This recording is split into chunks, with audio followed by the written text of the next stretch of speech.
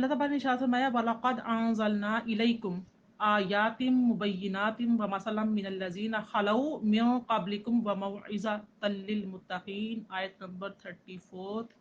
हमने साफ साफ हिदायत देने वाली आयात तुम्हारे पास भेज दी हैं और उन कौमों की इबरतनाक मिसालें भी हम तुम्हारे सामने पेश कर चुके हैं जो तुमसे पहले हो गुजरी हैं, और वो नसीहतें हमने कर दी हैं जो डरने वालों के लिए होती हैं। डरने वाले यानी कि जो लोग अल्लाह ताला से डरते हैं। अब ये देख लें कि इसमें अल्लाह पाक ये फरमा रहा है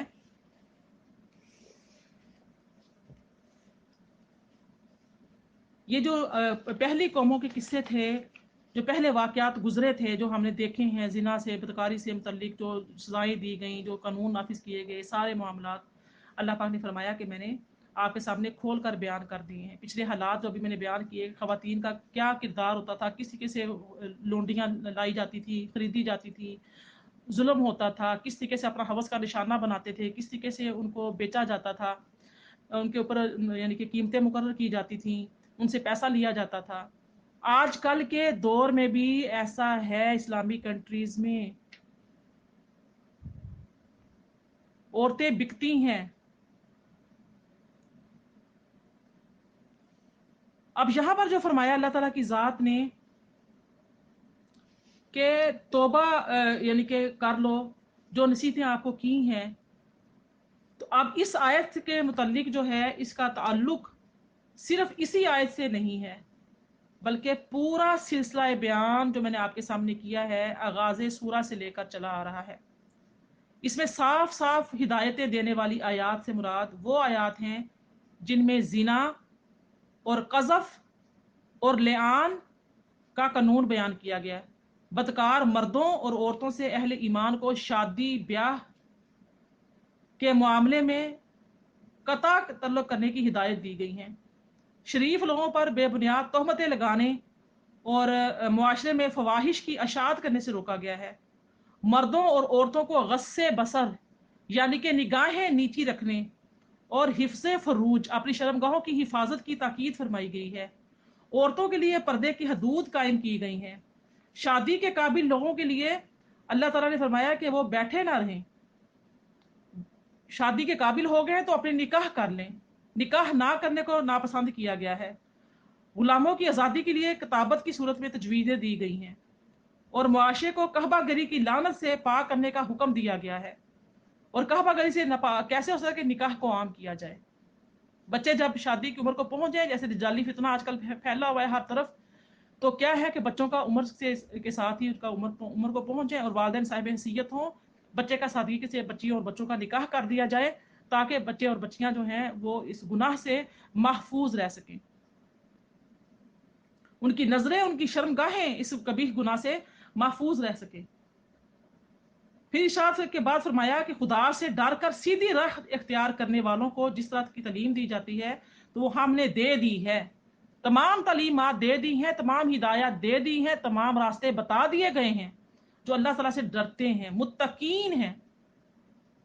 अब अगर इस तालीम के खिलाफ चलोगे तो इसकी साफ माना क्या है कि तुम उन कौमों का अंजाम देखोगे जिनकी इबरतनाक मिसालें अल्लाह ताला की ज़ात ने इस कुरान पाक में जगह जगह बयान फरमाई हैं। अगर तुम मेरी हिदायत पर अमल नहीं करोगे तो अपनी नस्लों, अपनी कौमों, अपने खानदानों, अपनी औलादों की तबाहियां पिछली कौमों की तरह देखोगे। फरमाया कि इस हुक्मनामे के इख्तिताम पर सख्त तंबीह कर दी गई। अब देखिए यहां पर जो तौबा से मुराद है वो ये है कि तुम सब क्या करो, तौबा करो, अल्लाह से फलाह पा जाओ।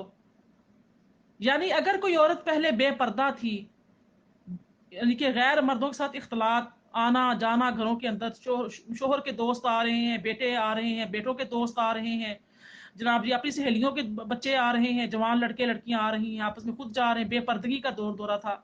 अब आपने इतनी आयतें, 34 आयात आपने माशाल्लाह सुन रही हैं, बाकी अब क्या 34-32 रह गई हैं, 64 टोटल आयतें हैं, 30 आयतें बाकी रह गई हैं। अब 30 आयतों तक पहुंचने तक हमने मुआशरे की तबाही किस तरीके से देखी कि किस तरीके से मुआशरा तबाही का शिकार होता है। اگر پہلے آپ نے یہ ان چیزوں میں نہیں تھا، غور و فکر نہیں کیا تھا، اس کے نقصانات کے سے واقف نہیں تھے، تو اب اگر آپ کے پاس یہ کھلی آیات آ گئی ہیں، اب کیا کرو؟ تمہاری فلاح اسی میں ہے کہ اب اللہ تعالیٰ سے معافی طلب کرو۔ اب یہ دیکھیں کہ توبہ کا جو مطلب ہوتا ہے وہ کیا ہوتا ہے؟ رجوع کرنا، لوٹنا۔ جب آدمی یا کوئی بھی انسان گناہ کرتا ہے تو اللہ تعالیٰ کی بارگاہ میں، اللہ تعالیٰ کی بارگاہ سے کیا ہوتا ہے؟ وہ دور ہو جاتا ہے، اور جب وہ توبہ کر لیتا ہے تو اللہ تعالیٰ کی بارگاہ میں واپس لوٹ آتا ہے۔ تو توبہ یعنی کہ یہ نہیں ہوتی کہ انسان نے کان پکڑ لی، توبہ توبہ توبہ توبہ کر لی، یا تسبیح پکڑ لی، استغفر اللہ زبان ہلا دی۔ لفظی طور پر الفاظ ادا کرنے کا نام توبہ نہیں ہوتا۔ اب بلکہ توبہ کی کیا ہے؟ 3 شرائط ہیں۔ ایک یہ، جب تک یہ 3 شرائط نہیں پائی جاتی تو توبہ کیا ہوتی ہے؟ قبول نہیں ہوتی۔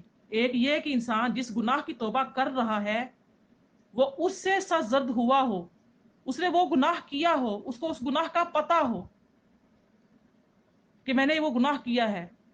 دوسرا یہ کہ انسان توبہ اللہ پاک کے خوف کی وجہ سے کرے، اس کے غضب، اس کے قہر، اس کے ڈر کی وجہ سے کرے۔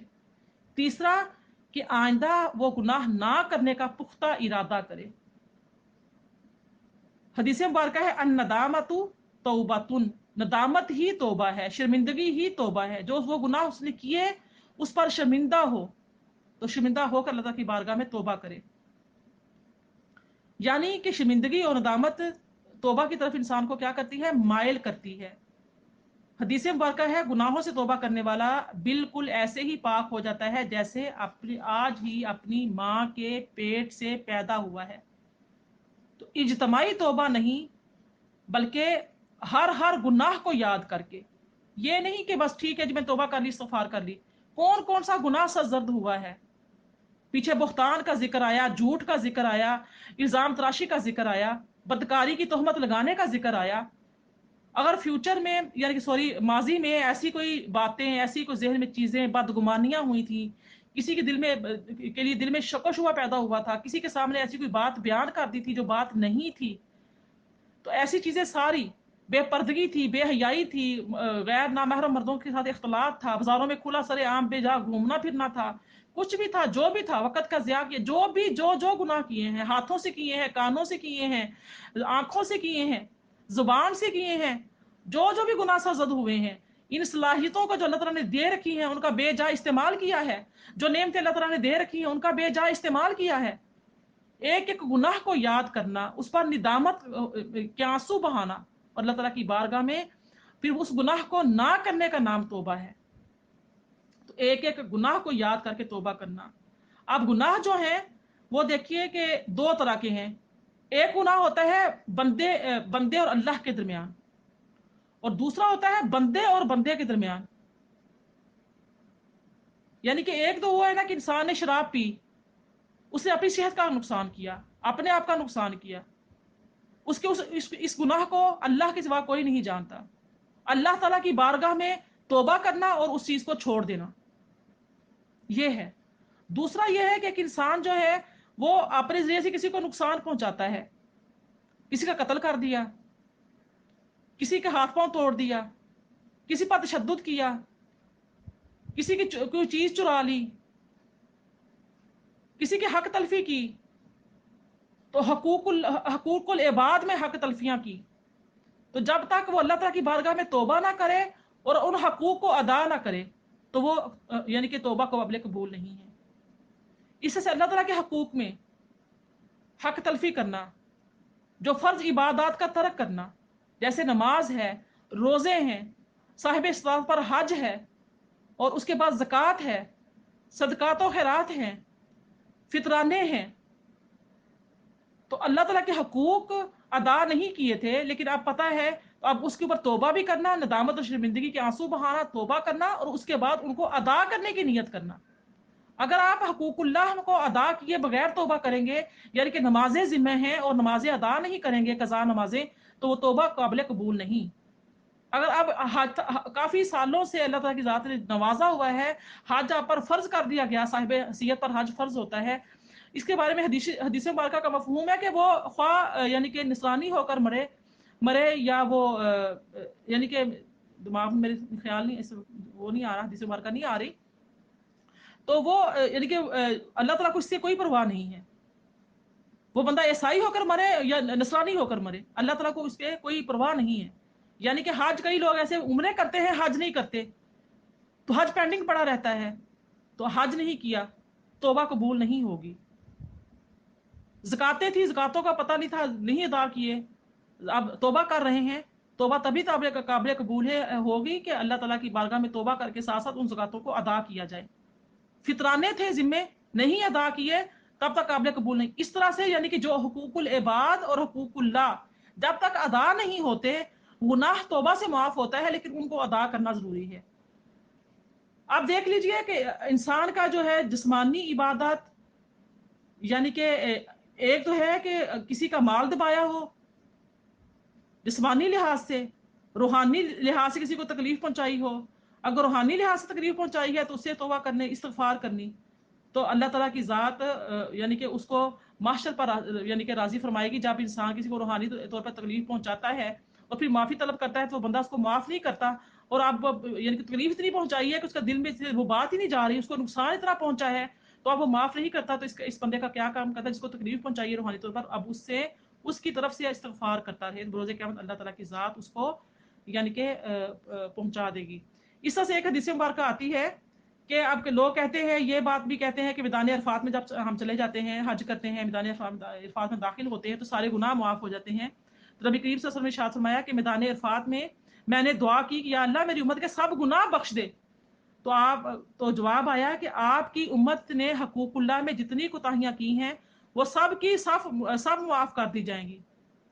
نبی کریم صلی اللہ علیہ وسلم مسلسل دعا فرماتے رہے یہاں تک کہ آپ مزدلفہ میں چلے گئے، وہاں پر بھی آپ نے پہنچ کر دعا فرمائی یا اللہ تو اب یعنی کہ میری امت کو بخش دے، ان ظالموں کو جنہوں نے ظلم کیا ہے، میری امت کے ان ظالموں کو بخش دے جنہوں نے ظلم کیا ہے، جن کے قصور بہت بڑے ہیں۔ تو اللہ تعالیٰ کی ذات نے مزدلفہ میں نبی کریم صلی اللہ علیہ وسلم کی یہ دعا قبول فرمائی اور فرمایا کہ تمہاری اے نبی صلی اللہ علیہ وسلم آپ کی امت کے ظالم لوگوں کی یعنی کہ گناہ بخش دیے گئے ہیں۔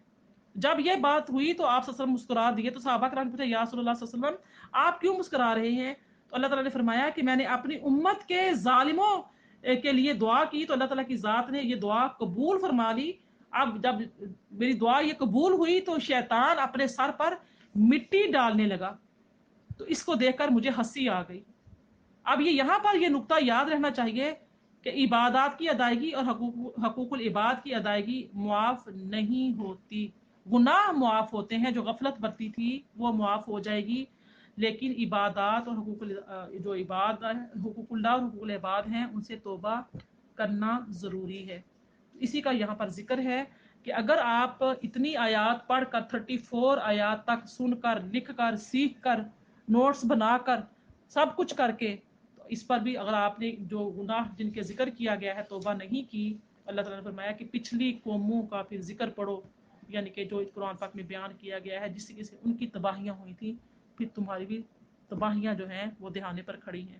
اللہ پاک سے دعا ہے اللہ تعالیٰ ہمیں عمل کی توفیق عطا فرمائے۔ وما علیہ الا البلاغ۔ السلام علیکم ورحمۃ اللہ وبرکاتہ۔